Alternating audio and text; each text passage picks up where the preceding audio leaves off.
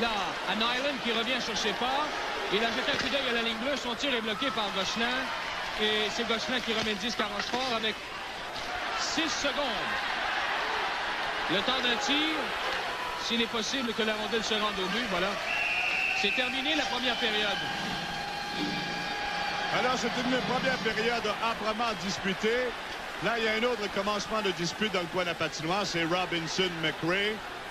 L'échauffourée va sûrement éclater. Et Carbonneau, Gillis encore une fois. Nyland avec Gillis. Nyland qui a asséné un violent coup de bâton derrière la jambe de Normand Rochefort. Et Gosselin s'est lancé aussitôt après à la poursuite. Et là, Peter Stachny avec Carbonneau. Gosselin s'est lancé à la poursuite de l'arbitre pour lui signifier une infraction. Il n'y a pas eu d'infraction annoncée. Là, c'est Chelios qui s'en prend à Peter Stachny. Et là, Gillis avec Nyland. Les gants tombent.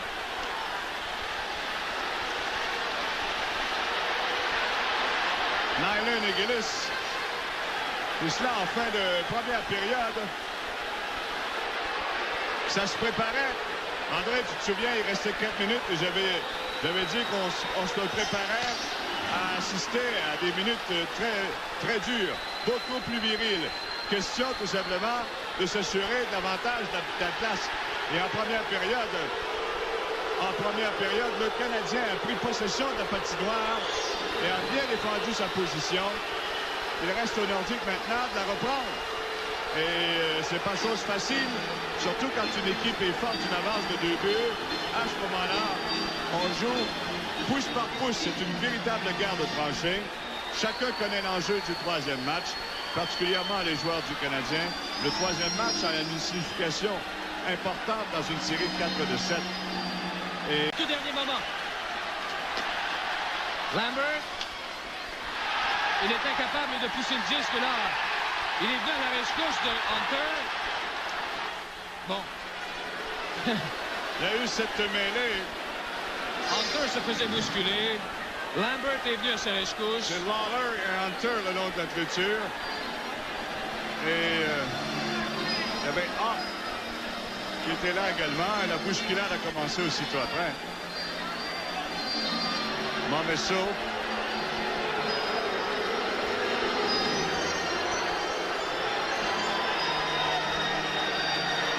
De toute façon, Kowalski va sévir.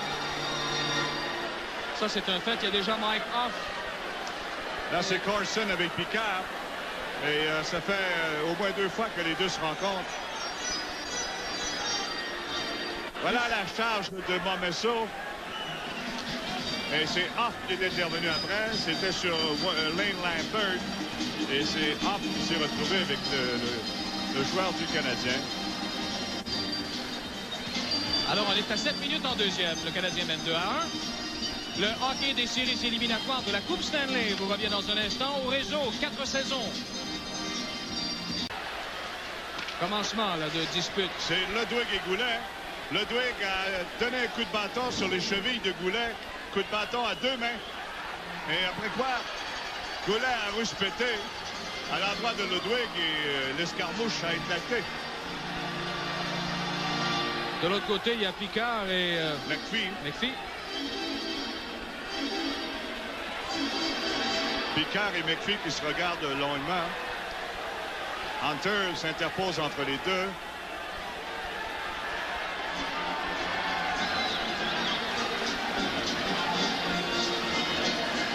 Les éliminatoires au réseau 4 saisons vous reviennent après cette pause publicitaire.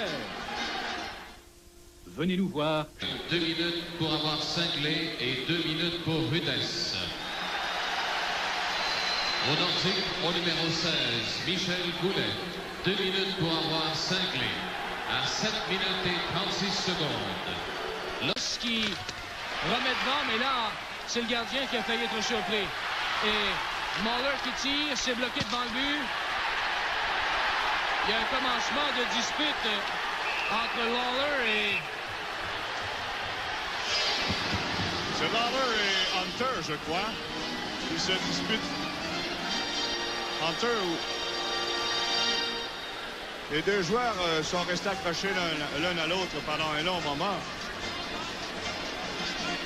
Et Kowarski regardait la scène, attendait que le premier coup de poing se donne. Ça ne devait pas tarder de toute façon.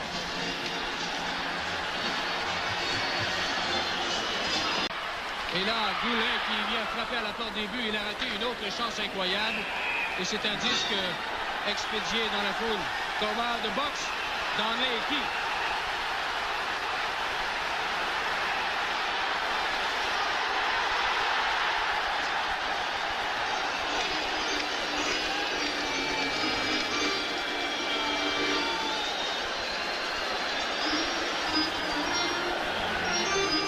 C'était Claude Lemieux. Non, Mike McPhee. Là, c'est Mike McPhee qui s'est battu avec Gord Donnelly et auparavant Chelios qui a été frappé par Donnelly. 2 minutes pour avoir été l'instigateur du combat. Au Nordique, au numéro 34, Gord Donnelly. 5 minutes pour s'être battu. Le temps des punitions, 11 minutes et 46 secondes. McPhee pour s'être battu et pour avoir été l'instigateur du combat. Donnelly pour s'être battu. Voilà Donnelly contre Chelios. Et c'est McPhee qui intervient. Et le combat s'engage violemment entre les deux gaillards. Mais il me semble que Donnelly aurait pu avoir 2 minutes pour la charge contre Chelios le long de la clôture. On lui a donné seulement 5 minutes pour s'être battu contre McPhee. Né à Naslund, mais il a dû éviter la mise en échec qui allait lui servir Paul Gillis. 55 secondes encore avant le retour de Dale Hunter. Il reste 5 minutes et 10 secondes à la 3e période. C'est Bobby Smith qui dessine l'attaque du Canadien. Se défait de la rondelle en l'envoyant en territoire des Nordiques. Rochefort va reprendre le disque et le renvoyer à l'autre bout. Autre mise en échec à l'endroit du Canadien. Je pense que c'est Gillis. Moi, je suivais la rondelle. On va voir ce qui s'est passé. Regarde, Claude. Il y a une infraction annoncée vers le dégagement. Et qu'est-ce qui s'est passé exactement? C'est la mise en échec de Gillis avec un bâton élevé contre Mats Naslund. Et au même moment, il se passait des choses dans les gradins. Là. Il y a du mouvement partout à l'intérieur du Colisée. Tiens, une autre reprise. Voilà. Le geste de Paul Gillis. Chinoise à Carbonneau. Voilà les deux qui vont se retrouver devant le banc des pénalités. Rondelle qui est expédiée en zone des Nordiques. Et quand Monroe touche au disque, c'est un dégagement qui est refusé. Et là, il y a eu quelques commencements d'escarmouche ici et là. Hunter avec Carbonneau, McRae avec Carbonneau aussi. Et ça, ce sont plein d'avertissements pour dire à tous ceux qui sont sur la patinoire. Ça se poursuit dimanche. Bon, alors je pense que Kowarski va suivre. Ouais. Là, il va en chasser du monde. Il va chasser Nyman. McRae. Alors, tout le monde au frigo. Meilleure place. Dans les circonstances. Pour retrouver ses sens. Oui, c'est ce qu'il y a de mieux à faire dans les circonstances. Ça ne donne rien de laisser traîner à longueur ce match. D'ailleurs, depuis 5-6 minutes là, qu'on se dispute inutilement. L'écart s'est accru à 4 buts. Alors, voilà de quelle façon tout cela a commencé. McRae avec Carbonneau. Devant le banc des pénalités. Là, c'est...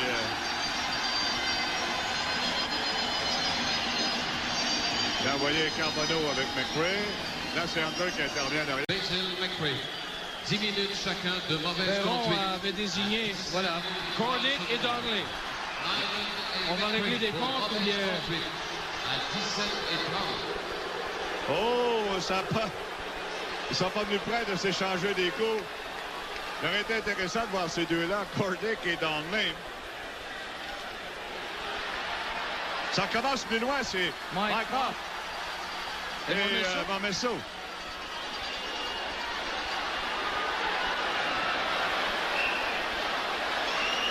Mike Hoff. Ça fait pas tellement mal. C'est pas ce qui fait mal. Tant que le joueur reste prêt, il n'y a pas de danger. La minute que l'adversaire vient en mesure de l'éloigner un peu, ça lui donne une meilleure portée. Et là, ça fait mal.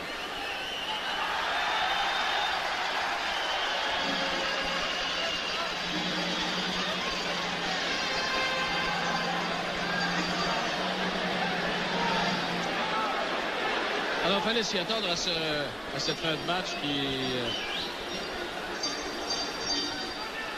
se retourne de cette façon-là. Mais comme on l'a dit, en série de la Coupe Stanley, c'est tout à fait normal. Et Kowarski a entièrement raison d'expédier tous ces joueurs-là à leur vestiaire respectif. La rampe a été coupée au front, je pense. Je ne sais pas si c'est dans ton bas ou parce qu'il n'a pas paru